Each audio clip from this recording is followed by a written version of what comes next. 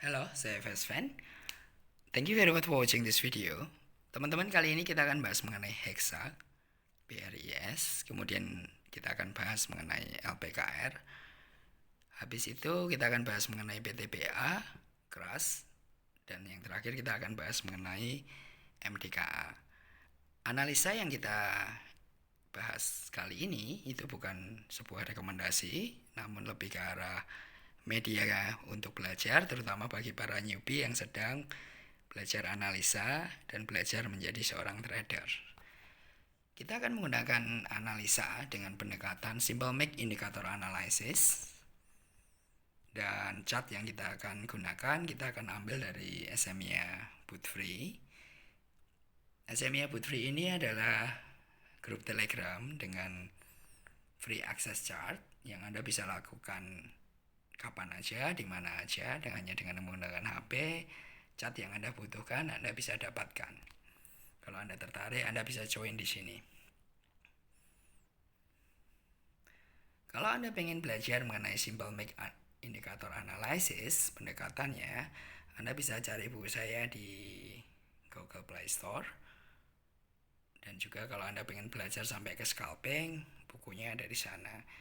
Tapi kalau Anda butuhnya adalah pendampingan, Anda butuh mentoring, Anda bisa ikut program privat belajar. Silakan chat saya di Telegram. Oke, kita akan masuk ke SMIA Bootfree. Oke, yang pertama kita akan bahas Hexa. Anda lihat saat ini Hexa itu posisinya adalah formasi EMA bullish formation. Kalau Anda lihat dia mulai rebound pada saat pertengahan Maret, kemudian di April dia terus bergerak, dan pada saat di pertengahan Mei titik baliknya terjadi. Pertanyaannya adalah apakah Hexa ini akan masih terus naik?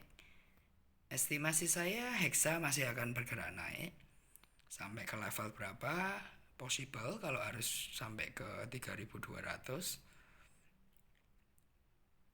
Dari mana kita bilang possible? Anda lihat bahwa dari sisi MACD dan juga William R-nya itu masih posisi bergerak ke atas. William R-nya masih bertahan di zona bullish di atas. Sementara MACD-nya itu masih bergerak ke arah puncak gunung. Jadi Hexa cenderung dalam waktu dekat itu akan bergerak positif naik. Oke, kemudian kita akan bahas BRIS.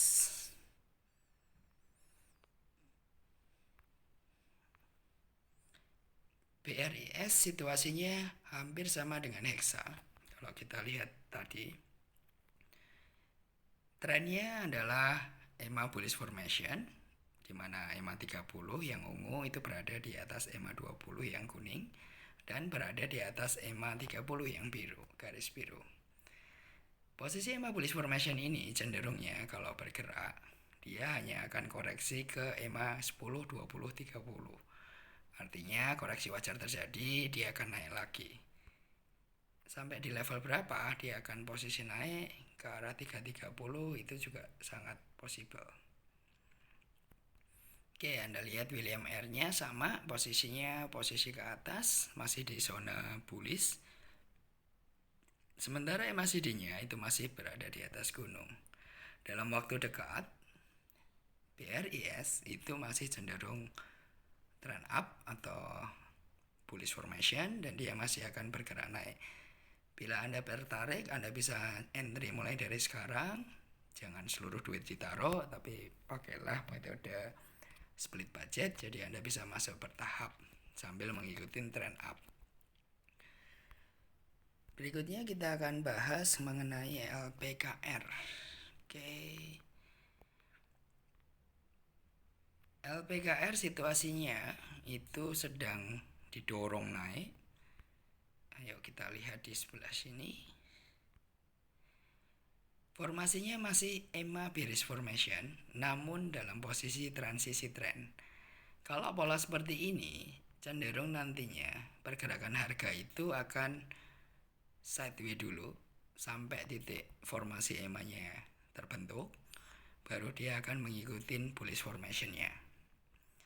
Posisi William R-nya ada di zona bullish, sementara Anda lihat MACD-nya itu baru saja bergerak naik ke arah puncak gunung dan lebih tinggi dari sebelumnya. So,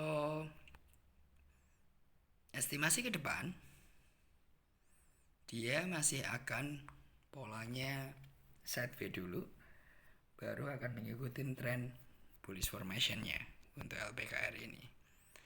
Nah, yang berikutnya adalah PTBA. Kita lihat PTBA. PTBA situasinya hampir mirip dengan yang tadi. Situasinya masih posisi pembalikan arah. Artinya EMA bullish formation-nya belum terbentuk dan cenderung belum terlalu kuat. Kalau dalam waktu dekat cenderung dia akan sideways dulu. Meskipun yang saya dengar dari sekuritas besar dia melakukan rekomendasi yang kuat. Tetapi kalau Anda lihat posisi William R-nya, dia sedang bergerak ke arah turun. Sementara MACD-nya itu juga sedang sedikit mulai ke arah bumi. Jadi kecenderungannya kalau kita bicara PTBA itu masih cenderung akan bergerak sideways. Kira-kira di mana dia akan bergerak di range 19443 sampai kira-kira di 2140. Dia akan bergerak di range itu dulu sampai dengan formasi EMA-nya itu berbalik arah. Terakhir kita akan coba bahas mengenai MDKA. Crash dulu. Ya, crash juga menarik hari ini. Banyak yang cuan karena diangkatnya cukup fantastis gitu ya. Nah, kenapa dia terangkat fantastis? Karena saat ini adalah posisi penentuan. Kalau kita lihat dari formasi trennya, dia masih dalam posisi pembalikan arah tren dan pertarungan antara bull dan bear-nya cukup kuat. Bagaimana ke depan? Ke depan cenderung masih akan digerakkan naik. Kalau kita lihat posisi William R-nya, dia sedang bergerak dari center ke arah zona bullish. Sementara dari MACD, Anda lihat lagi, dia mulai bergerak ke arah gunung kembali. Oke, so analisanya crash itu masih cenderung di bawah naik. Buat Anda yang suka scalping, ini akan menarik karena banyak om-om yang lagi party, ambil angkat, tapi hati-hati pada saat om-omnya bubar party. Oke, terakhir adalah MDKA. Teman-teman, ini posisinya EMA bullish formation. Trading di EMA bullish formation itu sebetulnya cukup asik buat newbie, karena pun kalau turun itu masih ada peluang balik dan tidak lama. Oke, kita lihat posisinya. Anda bisa lihat pola yang terjadi di saham ini.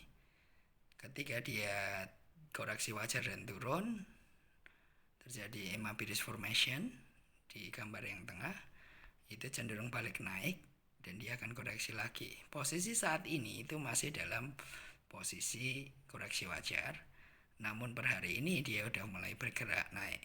Akan sampai di mana naiknya? Dia akan bergerak mencoba ke tes harga 1400. Kecuali dia mampu tembus 1400, itu trennya akan lebih menarik. Nah, kita lihat dulu posisi William R-nya. Posisi William R-nya sedang bergerak naik. Namun hati-hati. Kenapa? Anda harus lihat MACD-nya, itu nggak terlalu kuat.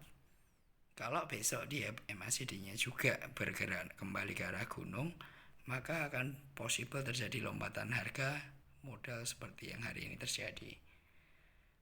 Nah, buat Anda yang suka swing, sebetulnya berada di posisi ini selama Anda mau menunggu paling nggak dalam rentang 1, 2, 3 bulan, cenderung posisinya akan naik. Dan bila Anda sudah untung, sebaiknya Anda langsung ambil aja, jangan terlalu banyak ditunggu, karena kadang kalau Anda greedy itu cukup berbahaya. Oke, itu analisa beberapa saham, ada Hexa, PRIS, kemudian LPKR, dan juga PTBA. Dan ini dulu yang kita analisa. Thank you very much for watching this video. See you guys.